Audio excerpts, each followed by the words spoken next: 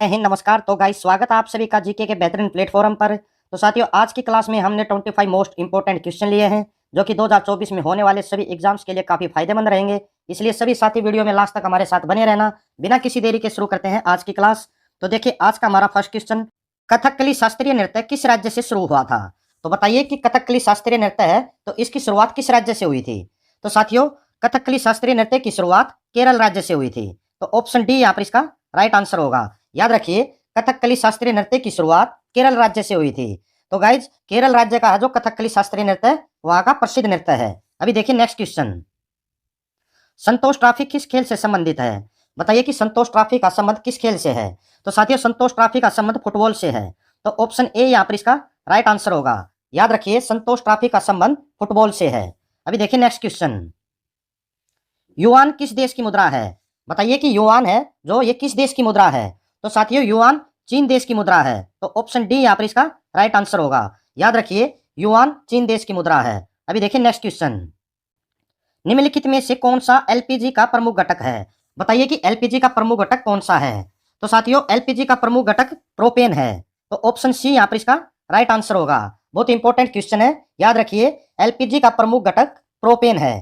तो अभी देखिए नेक्स्ट क्वेश्चन, पोलियो की रोकथाम के लिए पहली प्रभावी वैक्सीन किसने बनाई थी? बताइए कि पोलियो की रोकथाम के लिए जो पहली प्रभावी वैक्सीन या जो टीका है तो किसने बनाया था? तो साथियों, पोलियो की रोकथाम के लिए जो पहला टीका है तो वो जोनास साल्क ने बनाया था। तो ऑप्शन बी यहाँ पर इसका राइट आंसर होगा। याद रखिए, पोलियो की रोकथाम की जो पहली प्रभावी वैक्सीन है तो वो जोनास साल्क ने बनाई थी। तो जोनास साल्क क्या है? तो साथियों, जोनास साल्क एक विश्वविद्यालय है। तो वहां पर ये टीका बनाया गया था। और कब बनाया गया था? 1952 में। याद रखिए, कब बनाया गया था? 1952 में। जोनास साल्क और पिट्सबर्ग ये विश्वविद्यालय है, तो वहां पर पोलियो की रोकथाम की जो पहला प्रभावी टीका है या वैक्सीन है तो वो बनाई गई थी। अभी देखिए नेक्स्ट क्वेश्चन, पश्चिमी बंगाल में रानीगंज का संबंध है। बताइए कि पश्चिमी बंगाल में जो रानीगंज है तो उसका संबंध किससे है? तो साथियों, जो रानीगंज का संबंध है तो इसका संबंध है कोयला क्षेत्रों से।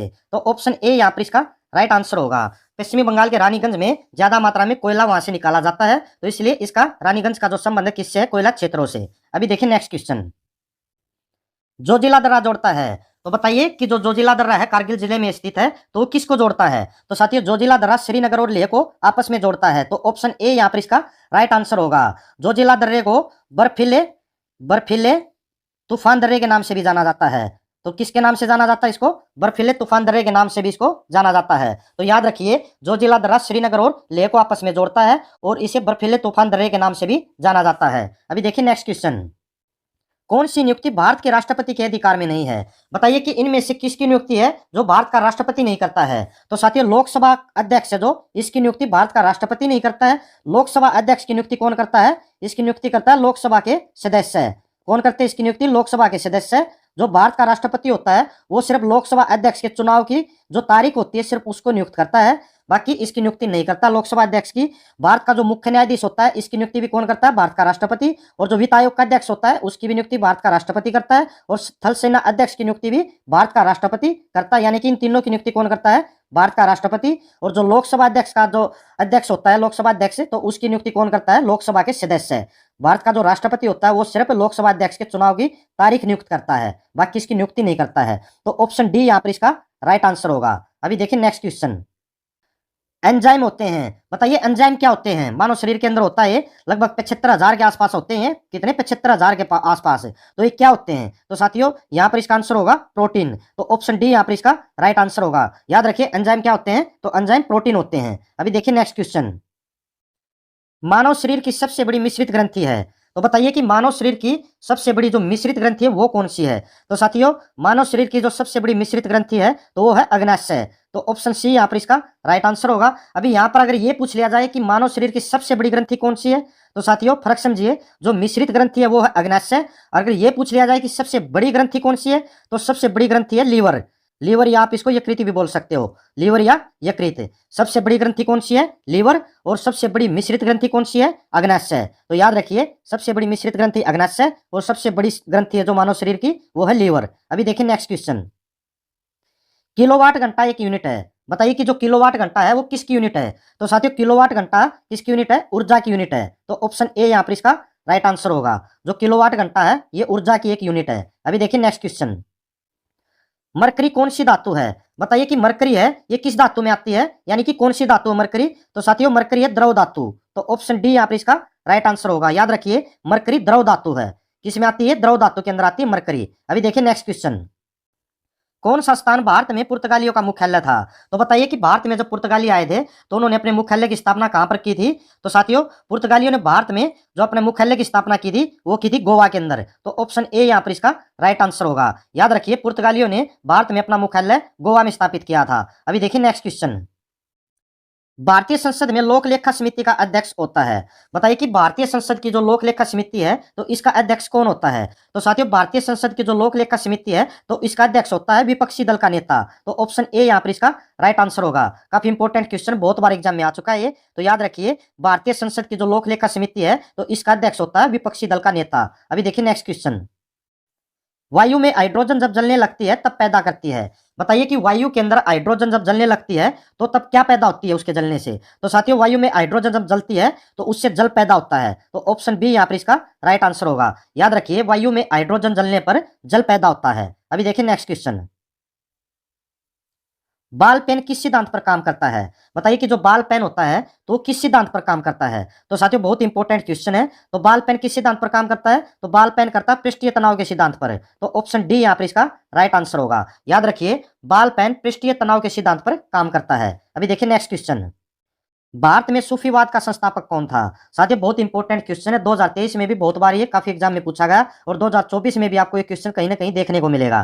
तो बताइए कि भारत में जो सूफीवाद का संस्थापक था कौन था? या आप ये भी बोल सकते हो कि भारत में पहला सूफीवादी संत कौन था? तो साथियों जो भारत में पहला सूफीवादी संत या सूफीवाद का जो संस्थापक था तो वो था ख्वाजा मुइनुद्दीन चिश्ती। तो ऑप्शन सी यहाँ पर इसका राइट आंसर होगा। याद रखिए भारत में सूफीवाद का संस्थापक ख्वाजा मुइनुद्दीन चिश्ती था। अभी देखिए नेक्स्ट क्वेश्चन। विक्रमशिला विश्वविद्यालय का संस्थापक था।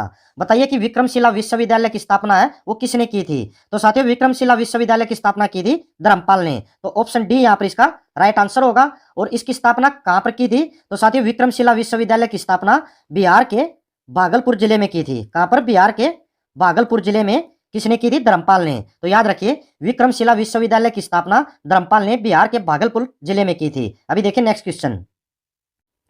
किस भाषा में दलित साहित्य अधिक उजागर हुआ है? बताइए कि कौन सी भाषा में दलित साहित्य है वो अधिक उजागर हुआ है? तो साथियों मराठी भाषा में दलित साहित्य अधिक उजागर हुआ है। तो ऑप्शन सी यहाँ पर इसका राइट आंसर होगा। और याद रखिए कि जो दलित साहित्य है इसके जनक कौन थे? तो 19वीं शताब्दी में इसके जनक थे ज्योतिबा फूले। कौन? ज्योतिबा फूले। याद रखिए 19वीं शताब्दी में इसके जनक थे कौन? ज्योतिबा फूले। और 20वीं शताब्दी में इसके जनक कौन थे जो दलित साहित्य है? तो 20वीं शताब्दी में इसके जनक थे डॉक्टर भीमराव अंबेडकर। डॉक्टर भीमराव। तो 19वीं शताब्दी में दलित साहित्य के जो जनक थे वो थे ज्योतिबा फूले और 20वीं शताब्दी में इसके जनक थे डॉक्टर भीमराव अंबेडकर। और मराठी भाषा में ये अधिक उजागर हुआ है। अभी देखिए नेक्स्ट क्वेश्चन। पंडित भीमसेन जोशी का संबंध है। बताइए कि पंडित भीमसेन जोशी का संबंध किस क्षेत्र से है? बहुत इंपॉर्टेंट क्वेश्चन है। तो साथियों पंडित भीमसेन जोशी का संबंध है शास्त्रीय गायन से। तो ऑप्शन सी यहाँ पर इसका राइट आंसर होगा। याद रखिए पंडित भीमसेन जोशी का संबंध शास्त्रीय गायन से है। अभी देखिए नेक्स्ट क्वेश्चन।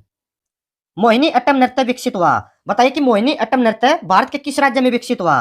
तो साथियों मोहिनी अट्टम नृत्य भारत के केरल में विकसित हुआ। तो ऑप्शन डी यहाँ पर इसका राइट आंसर होगा। याद रखिए मोहिनी अट्टम नृत्य केरल में विकसित हुआ, यानी कि मोहिनी अट्टम नृत्य है जो ये केरल का एक प्रसिद्ध नृत्य है। अभी देखिए नेक्स्ट क्वेश्चन।